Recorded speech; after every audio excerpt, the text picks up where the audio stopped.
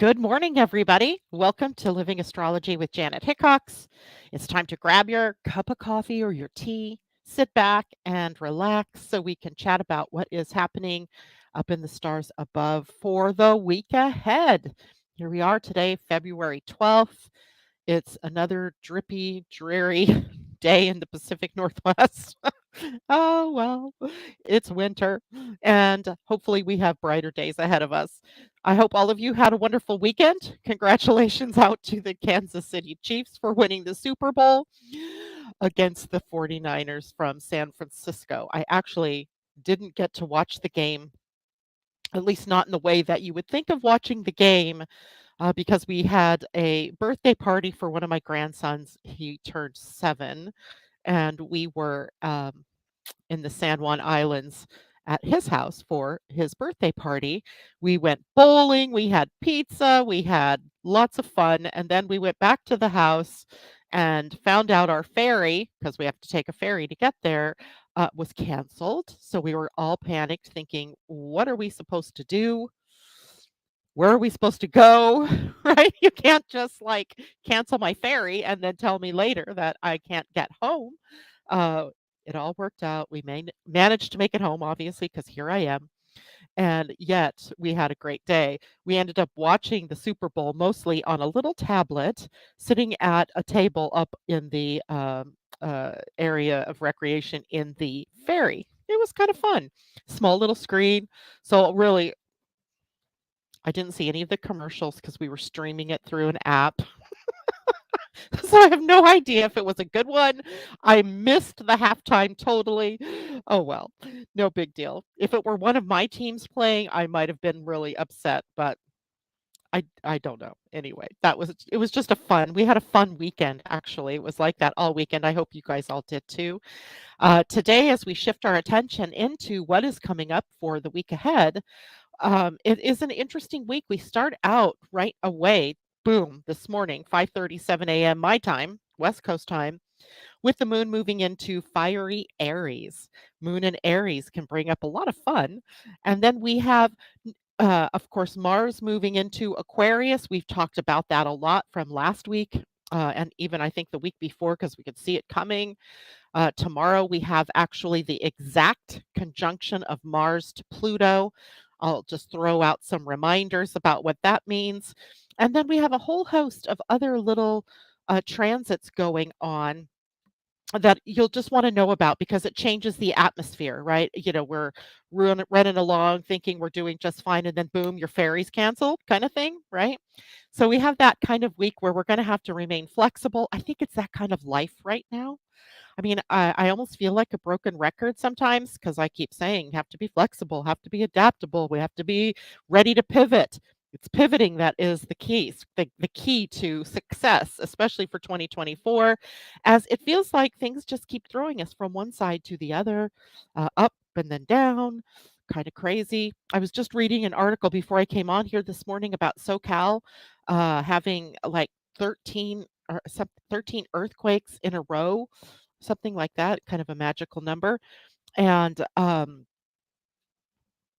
all down in the very far south of California. I bet you those people's nerves are a little bit jangled and rattled, causing them to need to be flexible, changeable, right? To be able to move through. And the other word that comes to mind we talked about on Friday, resilient. We have to engage some resilience because these kinds of things will keep happening.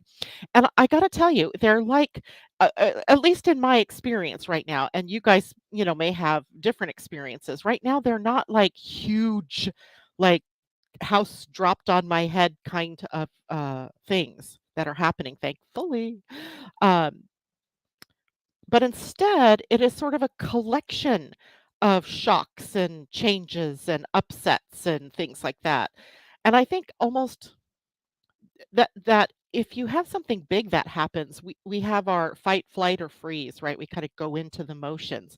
But I think when we have a lot of little things that are happening, it's harder to be resilient. Or maybe it teaches us to be more resilient. I don't know.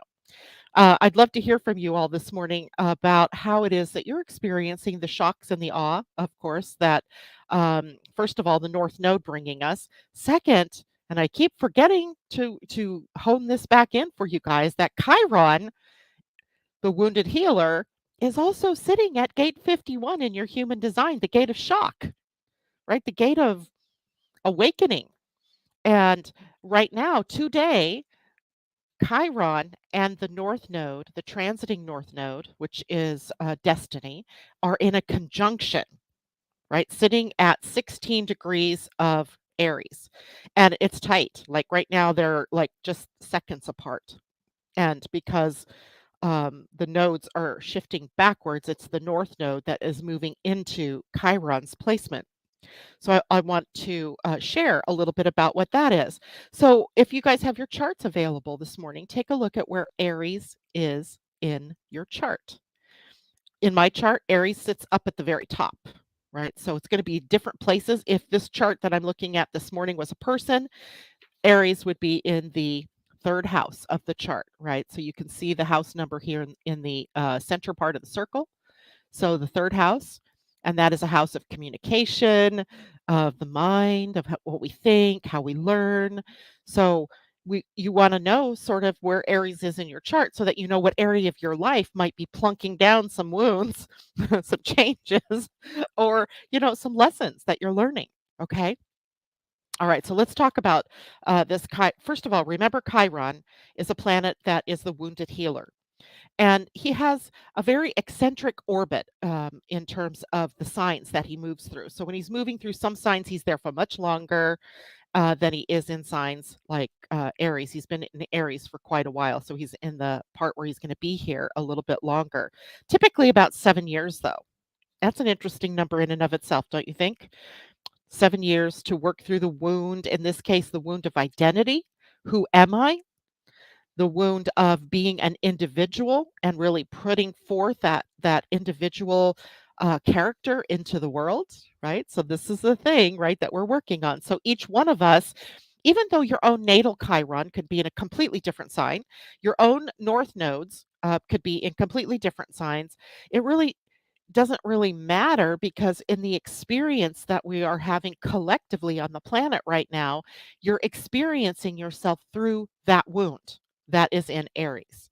So all of us in some way, shape, or form, based on Aries itself and then based on the house it's in your life, are having to really kind of come out and individuate. You're going to have to apply your personality, your individual destinies to the world.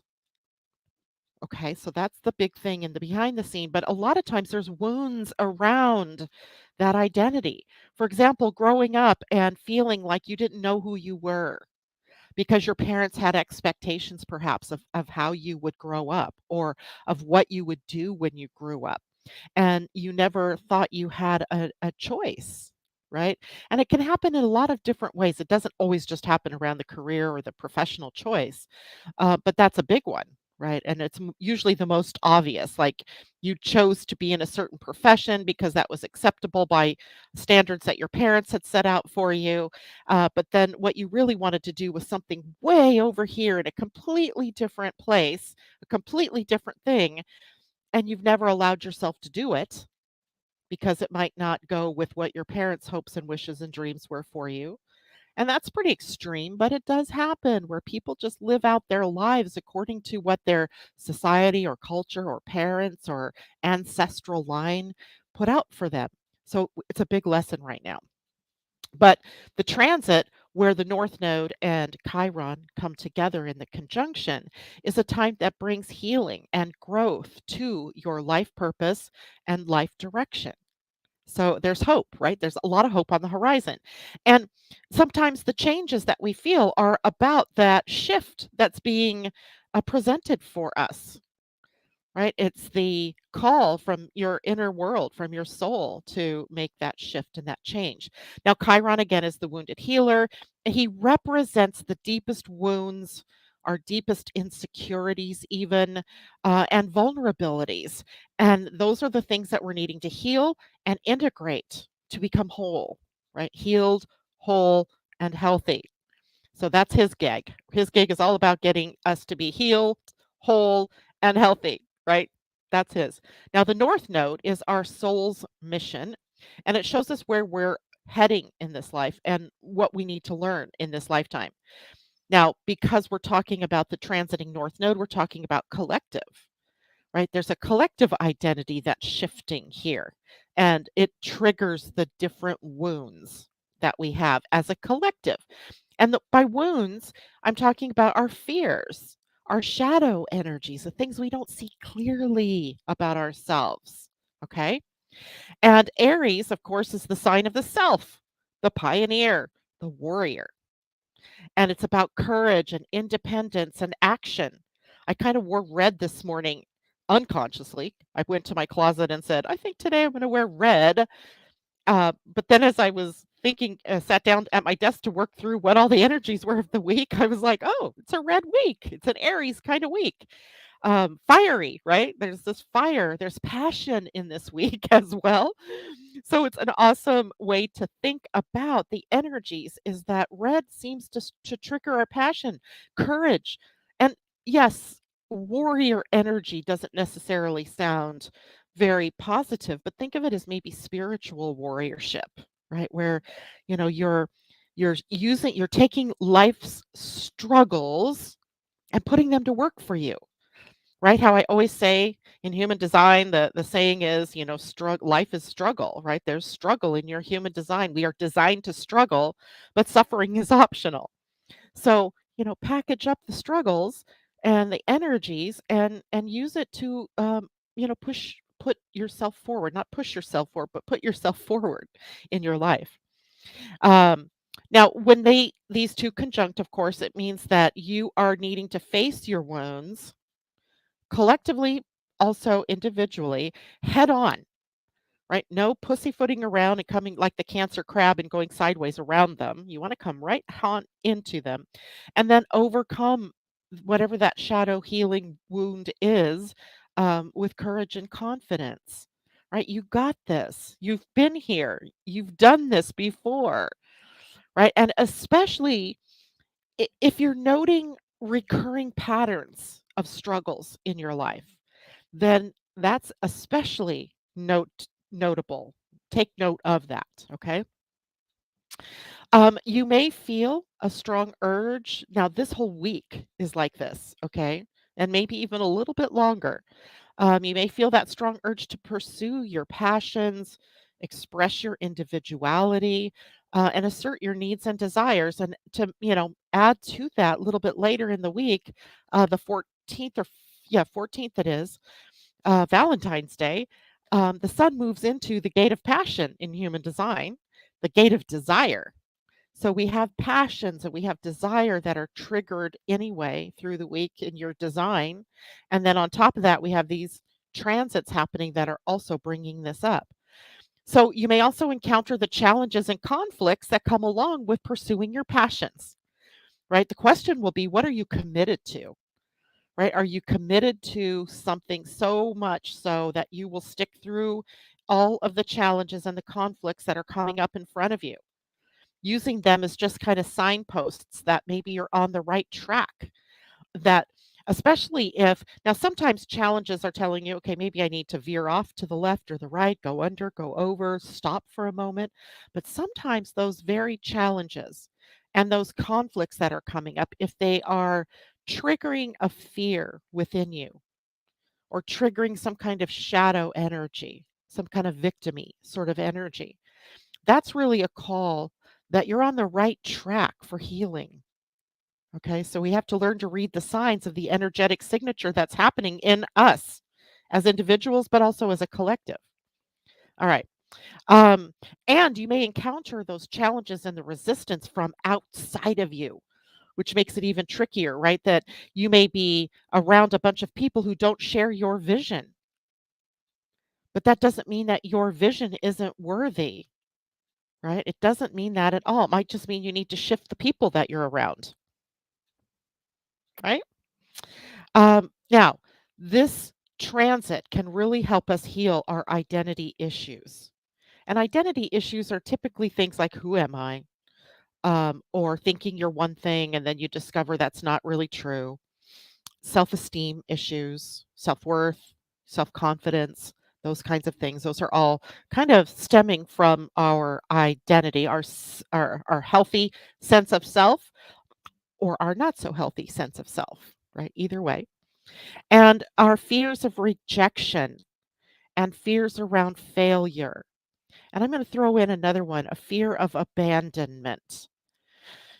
These are kind of core human fears anyway, right? But abandonment is interesting because it's one that happens sometimes when you're living your life on your terms and somebody doesn't like what you're doing, and maybe it's your spouse or one of your kids, and you're afraid that if you don't stop doing what you love or stop going in that direction, that they're going to abandon you, right? They won't want to be around you anymore. So these are distinctly fears that you have to overcome, right? You cannot make somebody else stay in your life by doing things that you think will make them happy instead of making yourself happy. It just doesn't work. And at some point, it all blows up, right? It all comes falling down. So, what is your identity? Who are you? What do you love? And start expressing it as fully as possible.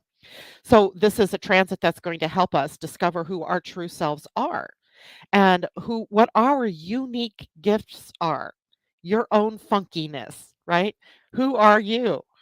And also, there's this sort of eccentricity energy that's also running through everything right now, and that's due to all of the planets that are sitting there in Aquarius. I think of Aquarius as funky. I think of it as unique. I think of it as sort of that individualistic sort of energy, that eccentricity, right? People that are, you know, daring to be and do things that others don't because that's just who they are. And you just have to love that kind of person sometimes. And we want to bring that part out of us as well. We're also on the path to discover our own personal power, right? Who are we? Comes down to using our power that is good, our power for us, right? And not in a negative way that becomes narcissistic or arrogant. No, we're talking about boldness here. We're talking about moving forward fearlessly as a sovereign being, doing what you love and contributing your funkiness, your uniqueness to the world. All right. So embracing those wounds as a source of strength and wisdom gathering, right? Your wisdom gathering here and aligning to your soul's purpose and direction. Success, right? Success. And success doesn't happen in just one big thing, right? Success in this is, sometimes compounded by a series of failures or what we perceive as failures. Don't let that stop you. That's what Chiron, that's what North Node in Aries, Chiron in Aries is all about at this point in time. And because they're sitting at a gate that's very tricky in human design, the gate of shocks, that sometimes it is those very shocks that wake us up, right? So while I'm not, particularly fond of jarring kind of shocks, um, those kind of shocks in my life over time have set me on the course that I'm actually on. It's kind of interesting to think back, right? How shocking things can actually be the fuel that pushes you into the right path for yourself, where you really start living out your specific colors, right? Your specific loves. All right. Now, on top of this, of course, we have the moon in Aries, and I'm going to talk about that in just a minute. But let me say good morning to everybody who's popping in. Pam Zaruba, good morning to you. Jana, good to see you. Tom, I'm glad you're with us this morning. Joan, hello to you. Natasha, good to see you. Asa, hello. Terry Strauss, I don't like Mondays, but you make it so much better. My fellow Gryffindor. We had a party at Terry's house for her birthday, and my husband Terry and I dressed as Gryffindors. It was fun. Let's see, Jana, you didn't miss much with the halftime show. Oh darn, I love Usher too, so I was kind of excited to see him. But whatever. Some things are more important, and I had my grandkids to play with, so there was that. Narges, good morning. Christine, good morning. Terry says, and my shirt's beautiful. Thank you. I love this color. I love this shirt. Jana says that Aries is her ninth house. So, Jana, the ninth house is a house of growth and expansion, right? It is a very Sagittarian feeling. Sagittarius rules that. Jupiter is the planet that holds sway there. Now, your Jupiter natural ruler is linked with Mars, the ruler of Aries, right? So, you have a path of growth that is sometimes catalyzed in maybe different ways, maybe in chunks of time, right? Where all of a sudden there's this opportunity to grow and expand, and you take it up with the universe or you don't, right? Either way you look at it, it's all up to you. And the ninth house, of course, is a house of travel, foreign travel specifically, or travel to cultures or societies that are different from your own, because it's all about embracing the broader vision, right? The bigger picture. So that seems like a great place to have. Aries seems like a great place for you to consider your identity and how can you grow and expand beyond maybe your wildest dreams. Christine, 12th house, um, with Black Moon, Lilith, and Eris. So the 12th house, now that's an interesting place to have this going on because there could be some striking unconscious patterns that are coming up to the surface for you. The 12th house to me is sort of where the hidden gem of who we are at soul level resides. But it's covered up quite frequently with a bunch of, BS and experiences, other lifetimes. The 12th house really connects us back to our previous lifetimes. And so this might be a prime opportunity then for you, Christine, to move through old patterns, to move through and release fears and wounds that have been carried. The Black Moon Lilith there in Aries might say that you have sort of a wound around your identity, right? Trying to be something you're not. Um, living out loud and then having other people beat you down for it or tell you it's not appropriate or nice girls don't do that or whatever people have said. So this is about you overcoming those patterns. And Eris, of course, is a sign, a planet that dwarf planet that really takes us into the disruption energy, right? Patterns being disrupted is what kind of makes me think of this. But also because she is the female answer to Mars energy. So now you have, a Martian ruled sign with the feminine warrior goddess in it. Cool, right? So lots of stuff to be thinking about in your case. Christine also says 12 inches of snow by 3 p.m. tomorrow. Wow, that's a lot. We've had pretty mild weather lately. That's kind of nice for us. So be safe. Tom, Aries on the eighth house, natal Eris 10 degrees, Venus and Sedna 28 degrees, all in Aries, I'm guessing there, Tom. So the eighth house is a house of death and rebirth. It has, that's so interesting considering our conversation that we had this weekend um, around inheritance, right? And the whole idea of legacies and what's left after someone passes on and having to deal with the outcome of that. So having Aries in that eighth house is bringing the conflict to you in that particular area. Now I see. I mean, I didn't even pull your chart when we were chit-chatting, and now I can see that this is likely what is going on, and you're dealing with an Eris character, i.e., one, your sibling that is the embodiment of Eris here in your chart, it would seem. Sedna, Sedna, I don't do much with, but I do know in the Inuit myth that Sedna is a part of, she is having to grow up, if you will. And she keeps looking in the myth out to her father to find her I think it's a husband, if you will, or a spouse, a person, her person. And rather than taking responsibility for it herself, she keeps letting her father do this for her. And she ends up with, I can't remember what the character is, but, kind of a dog of a spouse who abuses her and that type of thing. It's not a very happy tale. So Sedna in our charts kind of represents where we're not taking responsibility for ourselves, perhaps, where we're letting that go in some way. So it might be worth looking into your own role in all of this. And I like the last comment that you sent me.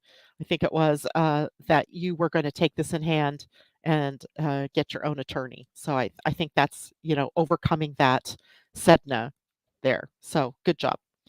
Um, Terry, 51 is black. So in your human design, I'm guessing, Terry, which means that you have a planet already sitting there by birth.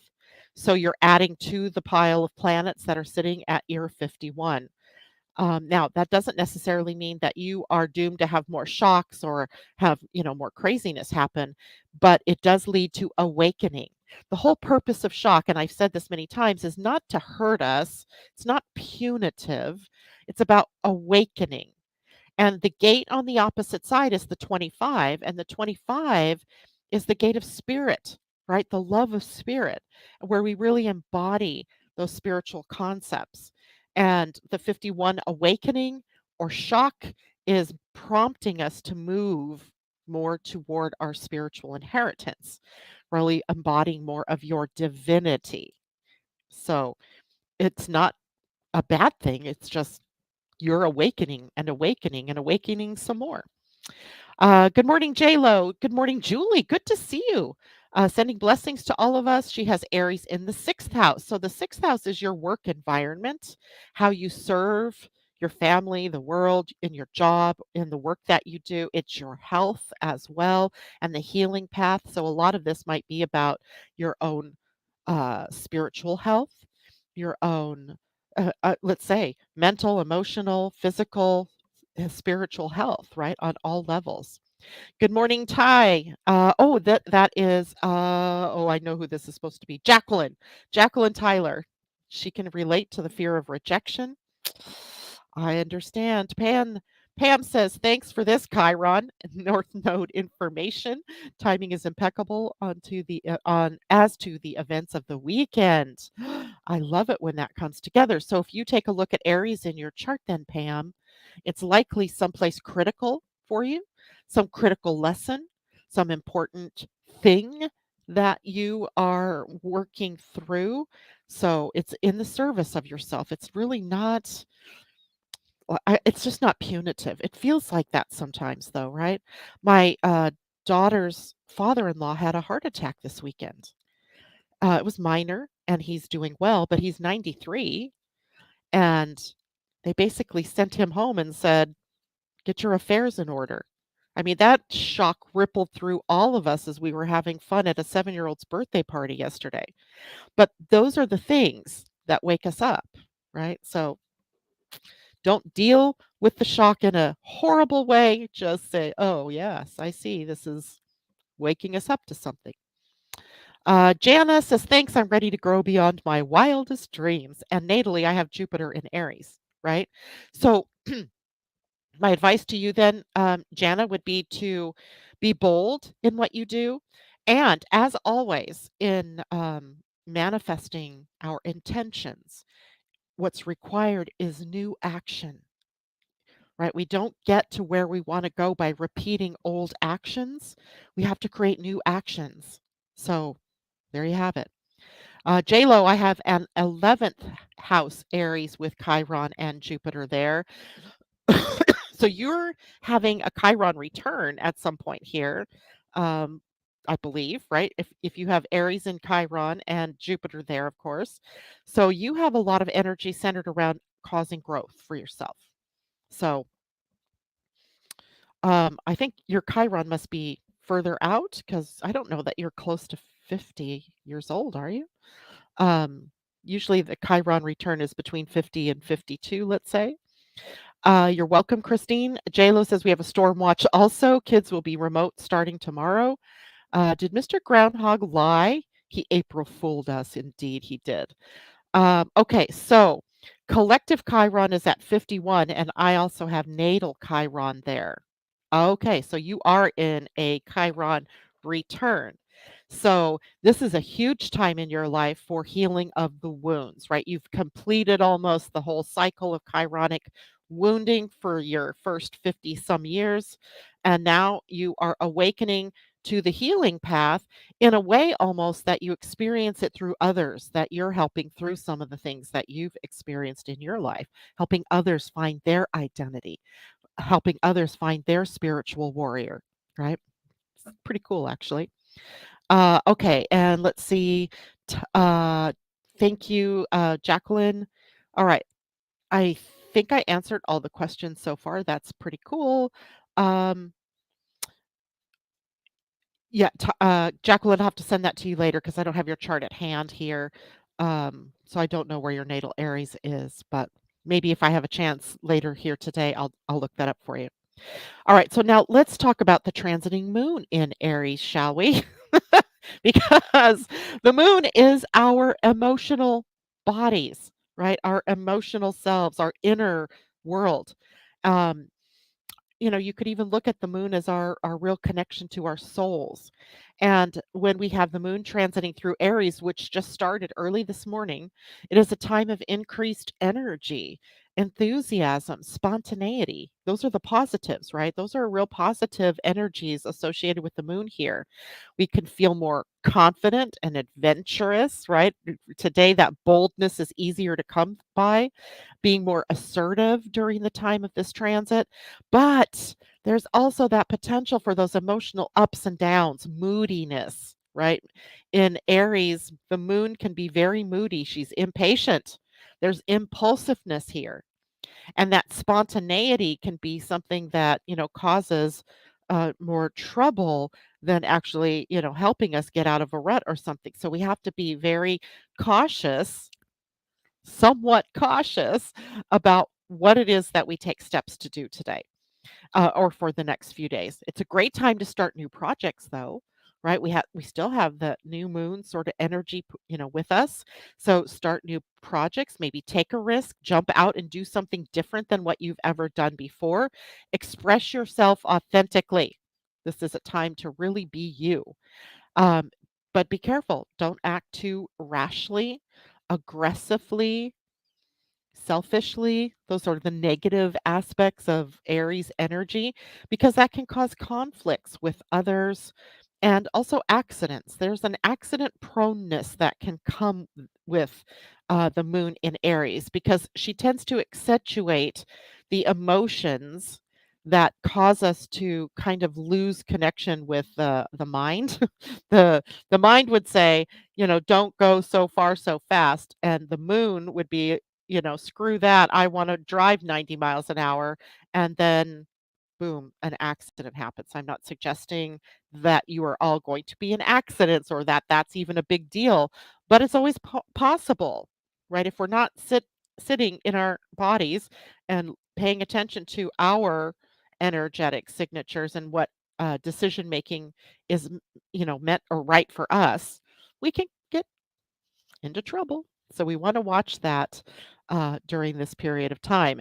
Now, the moon is in uh, Aries until Wednesday, and it'll be Wednesday early in the morning when she shifts out of Aries into the sign of Taurus, just in time for Valentine's Day. We move into a very sensual, lovely sort of energy for the moon on Wednesday, and all of that makes Valentine's Day maybe a much more passionate, loving experience a la the moon. We'll talk more about that in a minute, though.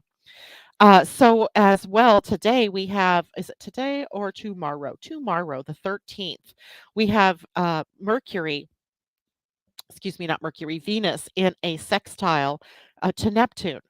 And here's what I always think of Venus Neptune connections. Um, Venus is love in the physical world, right? How we love one another, how we, love the things in our environment, just love in general, physically on the planet.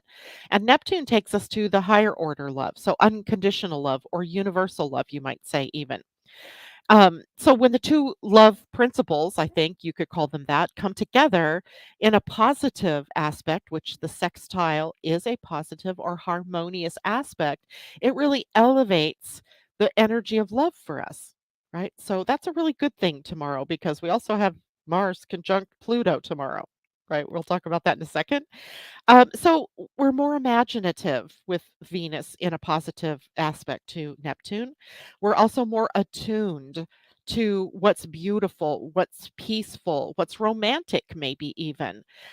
We see the best in people. We see the best in the situations that we are in. It really beautifies things for us. Um, it can be even a sort of magical time because there's such equanimity in how we can feel. But we are also, because it enhances our creativity and our compassion and our romance, we can also be somewhat blinded by Neptune fog, right? Where we just don't see things clearly and we apply our energy of love and romance and creativity in the wrong way or at the wrong time with the wrong person, perhaps. So we have to be very clear about what it is that we're doing. And it might be very difficult to, see truth. So we have to work a little harder at that. But this transit can help us manifest our dreams, our ideals, especially in matters of love and money. Venus rules money. We might feel more attracted to people for these few days that share our spiritual values or who share our artistic vision, if you're an artist, perhaps, or who inspire us in some way to grow and evolve beyond where we are, right? So we're looking up essentially with positive energy. We might also experience a deeper connection with nature, with music, right? There's a musical quality here to these two, or art. There's an artistic quality here as well, poetry, finding beauty in the ordinary, right? Not we don't need extraordinary, we just find it in the ordinary, right? The everyday thing. We can also become more intuitive, kind of in tune with our higher selves, as Neptune is a planet that brings more intuitive awareness, psychic abilities, that kind of thing, as well as being more empathic, sharing from compassion, being more heart centered, and being more generous toward others and how you spend your time and how you share of your gifts.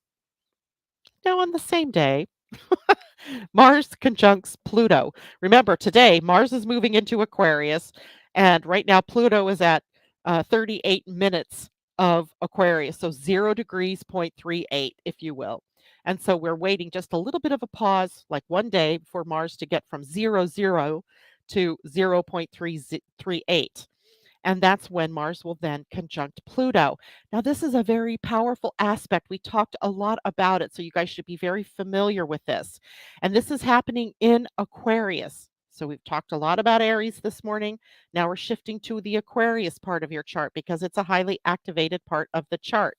In fact, at this moment in Aquarius, we have Pluto, Mercury, and the Sun, and actually Mars moving in there by 10 o'clock my time this evening. So we have a stellium of energy in Aquarius.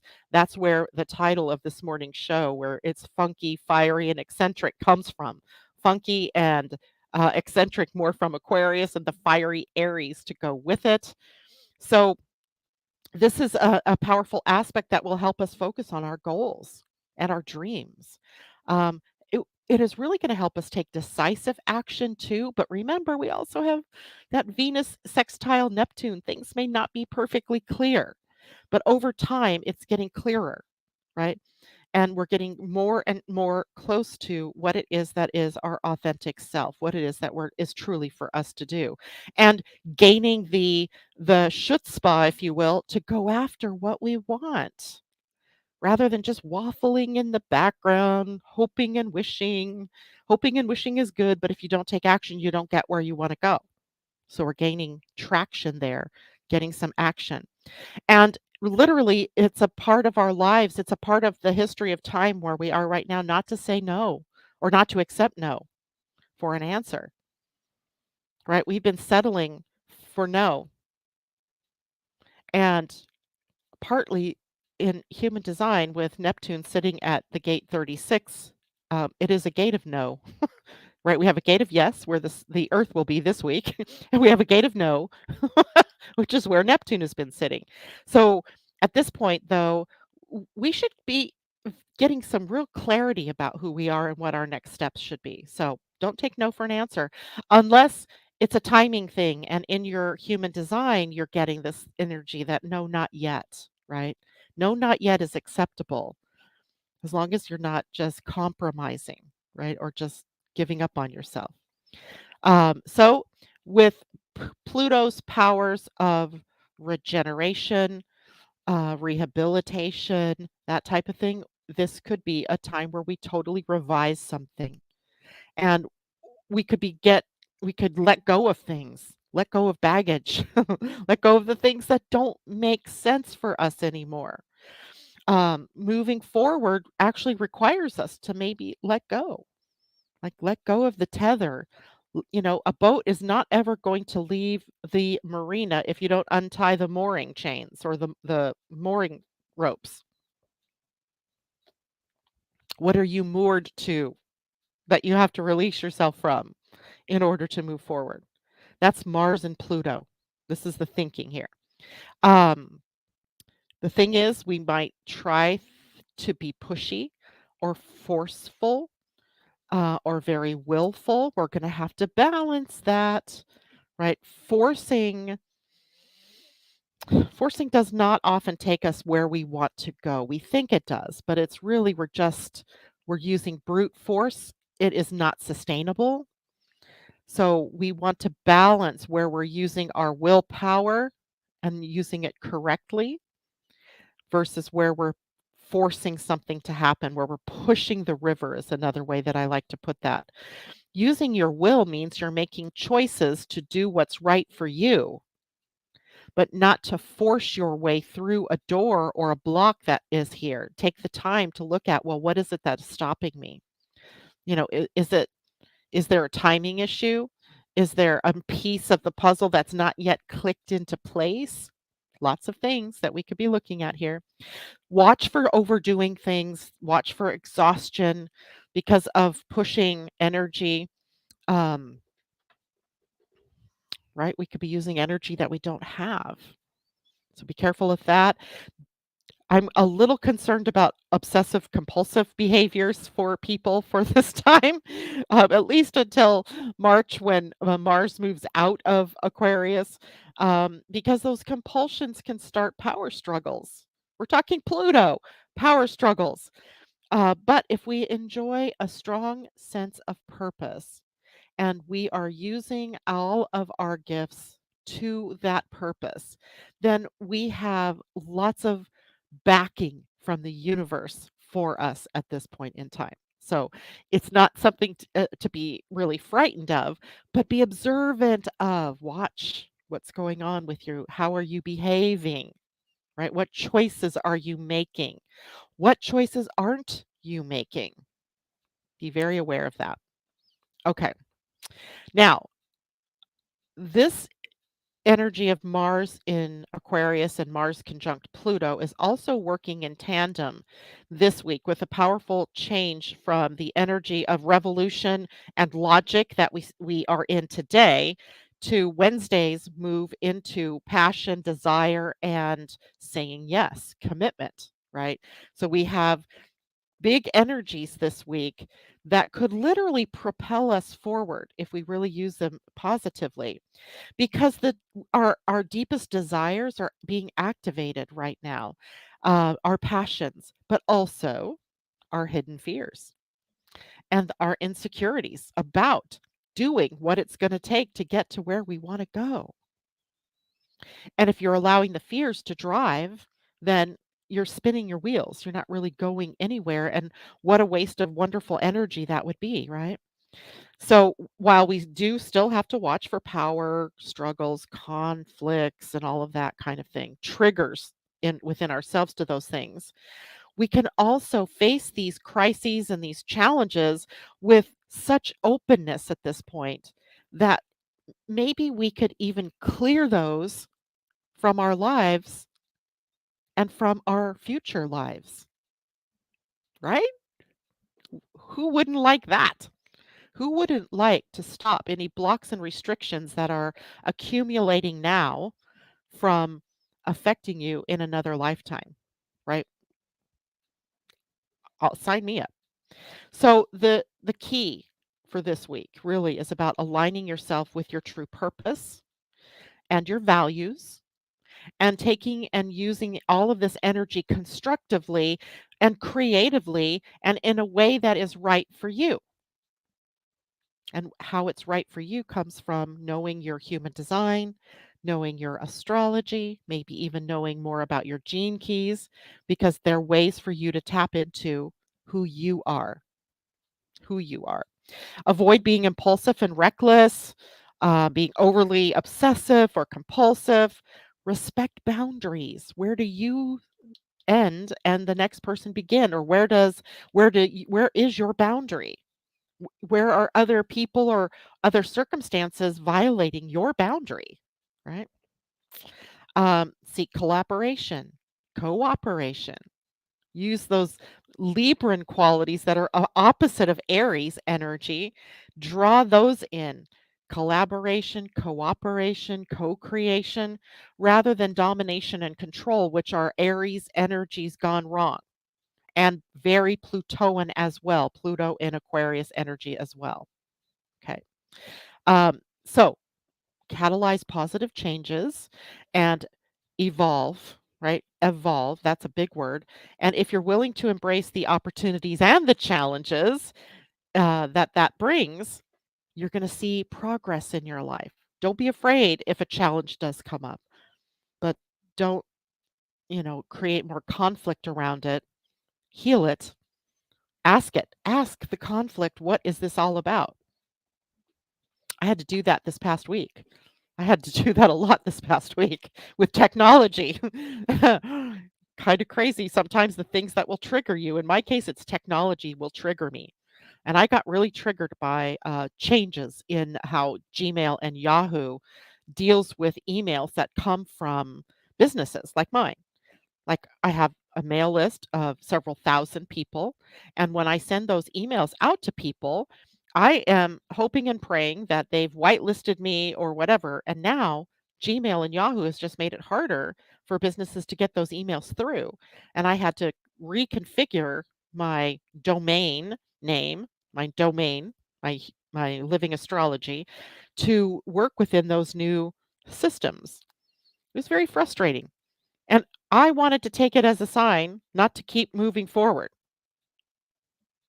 I soul searching on every level I could think of last week about that.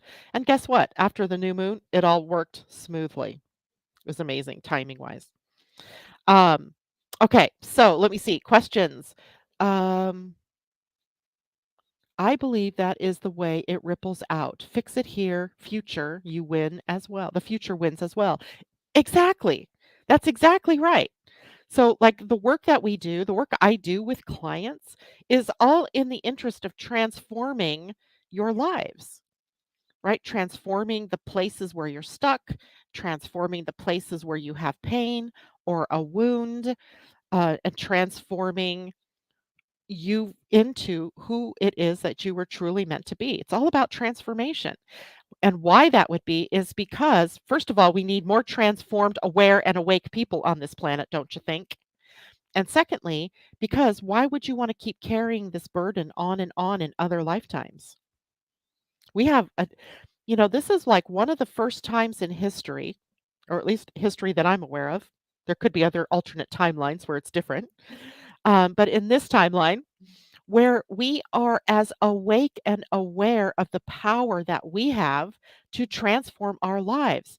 This is the first time in history where we've had so many tools at our disposal to do this work, right? In past ages, of course, there were things like astrology, but everyday Joe and Jill didn't have access to those tools, right? They might have had a village, healer or something like that that could work with it.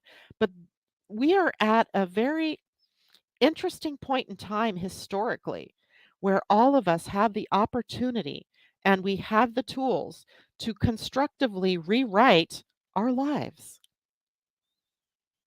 I think it's incumbent upon us to do that. I envision this future where we come together on the planet and we work in ways where we're not dealing with people or problems or crises from a wound, but from a healed place. Like imagine dealing with climate issues from a healed place. Imagine dealing with political issues from a healed place. Um, Food issues, and any issue that we deal with on this planet, right, can be dealt with from such a higher consciousness. And literally, we have it. We have it right here. But we keep getting caught in the past, or we keep getting caught in our own web of um, fears and crises and things stumbling, blocks, um, experiences from our lives that, um, have harmed us in some way, have hurt us, have created, who we are now. Yes, value those things, but they were really signposts that showed you what it was you were transmuting in this lifetime. So transform, call in all your power, call in all the tools that you have at your disposal. Choose how you're going to show up. Don't default, right? Don't default to the old patterns. And that's where, the 12th house kinds of issues is, when you have planets in that 12th house, you came here with the express purpose to move through shadow energy. Doesn't matter what planet it is, by the way, it could be any planet. And even if you don't have a planet in your 12th house, that you have a sign there, and that sign has a ruling planet. What does that planet look like in your chart? So these are things that astrologers help you with, right? That's what readings or personal sessions are all about. And of course, coming to a show like this or a broadcast like this or a webinar can help you learn more about yourself. Now, to that end, um, originally at the beginning of the year, I thought about I wanted to do a monthly webinar, and I thought about doing them at no charge, but I'm on twice a week doing essentially this could be a webinar. And I do them for free. I don't charge you to come here and listen to this. I don't charge you to download the podcast of it. There's just no money exchanged here, just energy, right? We're exchanging energy. So I've decided that the monthly webinars are going to be $11 enlightenment webinars. 11 because that's the number of enlightenment, it's the number of illumination, turning the lights on. And so the monthly webinars are $11. It's a token dollar amount, especially for the effort that I put into those webinars and for the value I think that you receive from those webinars. So on February 22nd, 222, gotta love the way the numbers worked out. It's a Thursday. I'm doing the February webinar, and it will be about the prenatal lunar and solar eclipses. Now, every one of you has at least one of each, right? That while you were in the womb, your mother was experiencing eclipses, both a solar and a lunar eclipse. And what that did was energetically imprint on you as a being in her womb any of the experiences she was having around her life at that time in each one of those, but also the energy of the sign that those eclipses fell in. So it's huge in our charts, but most of the times astrologers don't really look at it. Um, I got interested in it because of I have an Aquarian solar eclipse, and I was like, I don't get it. What is that about? And it sits right on top of my Jupiter. So I was like, okay, I really have to learn more about this. And it's an amazing experience to understand through a solar eclipse what it is that you're here to teach. How you'll teach others is up to you, but the eclipse sort of imprints on you what it is that you're here to teach others. Right. And that means you can either teach it through positive expression or through a sample or example of what not to be. Right, either way. And then the lunar eclipse is sort of the lessons that you're here to learn. And the sign that it's in will tell you about what kinds of things are really going to trip you up. Where are the lessons embedded in the learning for you in this lifetime? So then there's the connection to our past lives because the eclipses are connected to the nodes of the moon. right? Eclipses happen because the moon, either at full or at new, comes very close within 10 degrees, I think it is, of the north node or the south node. If it comes in connection with the south node, we're going to have karma. So we can also read the karmic signature in your astrology chart through whatever one of those eclipses is next to or close to the south node. And we can also read what the challenges might be to connecting with your destiny through the position of the eclipse that comes closest to the north node because it's imprinted in you energetically. So that's what we're going to be talking about. It'll be general, right? But if you want to participate, I already put it out the email on Saturday, Friday, I'm not sure which, that it is on Zoom on Thursday. It is recorded. So if you can't come live, you can still get that information. And I also put out the offer if you needed, I think all of you need to get a new astrology chart to make sure you have one from me that shows where those prenatal eclipses are, because you might have one, but you might not. So that is coming up on 2/22, and you'll pay $11 for it, but I think it will be very valuable information for you in moving forward with your life. Would the webinar show us how to calculate the eclipses? No, no, no, no, no, not going there. Um, but what it will tell you is whether what it is that you're here, through signs and things like that, how the mechanics of those eclipses work. Okay, because remember, you're not experiencing these eclipses while you are out of the womb; you're in the womb. So it makes it even harder to really pinpoint what impact it has, right? And then we'll also look at the gate in your human design that it's activating, because that's also going to tell another part of the story. So 222. So I glitched, huh? Um, I didn't notice any glitches, but I don't know. Sorry about that. Okay, now let's see. We have a few more minutes. Let's talk just about real quickly about some of the other things going on this week. Mercury coming into a sextile with Chiron. So now we're talking about how we communicate our wounds, how we communicate our healing, right? It's a period for opening up our communication, sharing of ourselves and our experiences with others. We may be very much more sensitive than usual. This is happening, of course, in Aries. So we have to watch our tongues. Bite your tongue if you're like getting ready to blurt. So what words are you using to communicate? That is the important part. Am I using empowering words? Am I, sliding into negativity, or am I staying positive? Very important. Mercury later in the week will also be square Uranus. And again, we have another pair, right? Mercury and Uranus, like Venus and Neptune, are pairs. Mercury ruling the lower mind, the thinking mind, the calculating, analyzing mind. Uranus ruling the higher mind, where inspiration and ideas and lightning bolts come into us. So we could be stimulated this week with new ideas, fresh new ideas. Who doesn't like that, right? But our ideas are not always well received by others. So here's the square, the tension that comes in, where we have to be very careful about what we share, whom we share with, right? Because we might be sharing in the wrong time, wrong place, wrong people. They don't recognize our brilliance in that moment. And then we get upset because people don't listen to us or something like that. So we want to watch that. Um, Pretty soon. Let's see, I have it coming up next week, I believe, or it's actually on Saturday, and we'll probably talk more about this because Venus on Friday is moving into Aquarius. It's her turn to meet up with Pluto and transform our relationships, our money, our love lives, our values. So we'll talk more about that on Friday's broadcast, since I don't have time here. And we'll also talk more about the Human Design Week. Let's draw a card.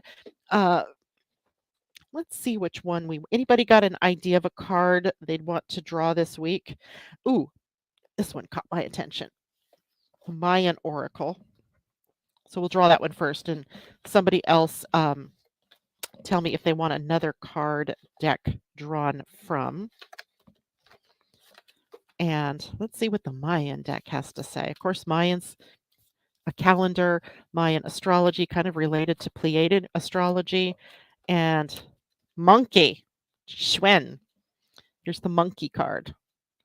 So that's interesting in light of the week. So let's read about Schwen. And maybe dragon, that's a good one. Both J-Lo and Pam at the same time, like same time, 8:59 a.m. say dragon. So let's look for Schwen here. And it's after Monique, Lamont, Muluk, Ok, Schwen. Okay. And Tom, I believe you are a Schwen. So listen. The qualities of Schwen are about innocence, spontaneity, healing the inner child, humor, artistry, the monkey, trickster, disruption, transparency, the divine child. So let's read there's always a little poem that comes along with this. And it says, the silver circle of the dolphin ring reminds us all to dance and sing. Light hearts leaven love's awakening. The divine child, heaven to earth, will bring. Shuen, the monkey trickster, breaks down structures, images, and beliefs that no longer serve you. Shuen invites you to act in spontaneous and unpredictable ways. Lighten up, smile, don't be so serious. Believe in the magic of the moment. See what is revealed in spontaneity. Enlightenment doesn't have to be difficult, it can even be delightful. Drawing this star glyph gives you fair warning that the monkey trickster may step in and turn your life upside down. What is unconscious and what is unconscious and desires change is at risk. This experience can appear chaotic or overwhelming. Remember that there is perfection in everything that happens in your life. As your walls tumble down, a smile is revealed, and the illumination of your essential self the essence self shines through. Holy cow, I couldn't get that out. All right. Schwen. And there was a whole lot more, but in the interest of time, and I want to draw a dragon card because that was also important.